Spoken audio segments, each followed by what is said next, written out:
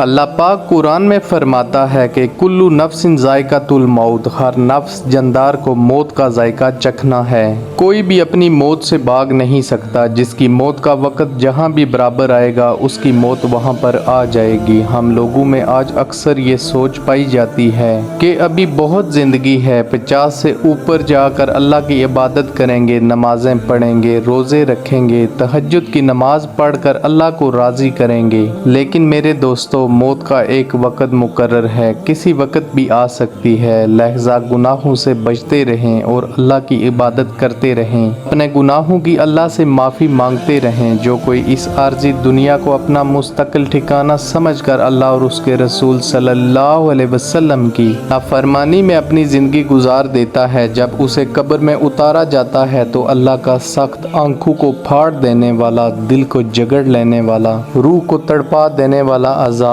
उसका इंतज़ार कर रहा होता है। जहन्नम की खिड़की खोल दी जाती है। जहरीले सांपू और बिच्छू को उस पर छोड़ दिया जाता है। बिच्छू और सांप जब उसको डसते हैं तो वो दर्द से चीखता है। लेकिन क्या फ़ायदा इस रोने धोने का। उसकी मदद करने वाला, उसकी आवाज़ सुनने वाला उस वक़्त वहाँ पर कोई भी ना होगा। जब मुर्दा कब्र में चीखता है तो उसकी आवाज़ को इंसान क्यों नहीं सुन सकता। ये एक सवाल है जिसका जवाब मेरे आका सल्लल्लाहु अलैहि वसल्लम ने 1400 साल पहले दे दिया था। नबी पाक सल्लल्लाहु अलैहि वसल्लम ने फरमाया, जब कब्र में मुर्दे को अजाब होता है तो उसकी आवाज़ इंसान और जिन्नात को छोड़कर सब सुनते हैं। हर तरह की महलूक उसकी दर्द भरी आवाज़ को सुनती है।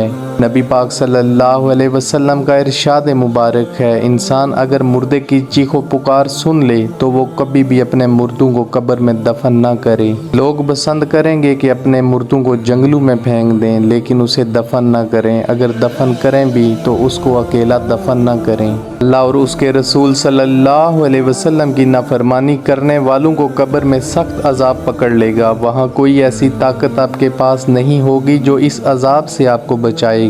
इसीलिए मेरे दोस्तों, जो ज़िंदगी आप जी रहे हैं इसको गनीमत समझें और अल्लाह और उसके रसूल सल्लल्लाहु अलैहि वसल्लम के बताए हुए रस्तों पर चलकर गुजारें, ताकि जब हम कब्र में जाएं तो नबी पाक सल्लल्लाहु अलैहि वसल्लम का दीदार मुबारक नसीब हो, नबी पाक सल्लल्लाहु अलैहि वसल्लम की शफात नसीब हो, हमारी कब्र में जन्नत की खिड़की खुल जाए, हमारी कब्र जन्नत की खुशबू से मशहूर हो जाए। आखिर में दुआ है कि अल्लाह पाक तमाम मोमिनों को दुनिया में आखिरत की तैयारी की हिम्मत अता फरमाए और हम सब की मगफरत करे। आमीन या रब्बल आलमीन।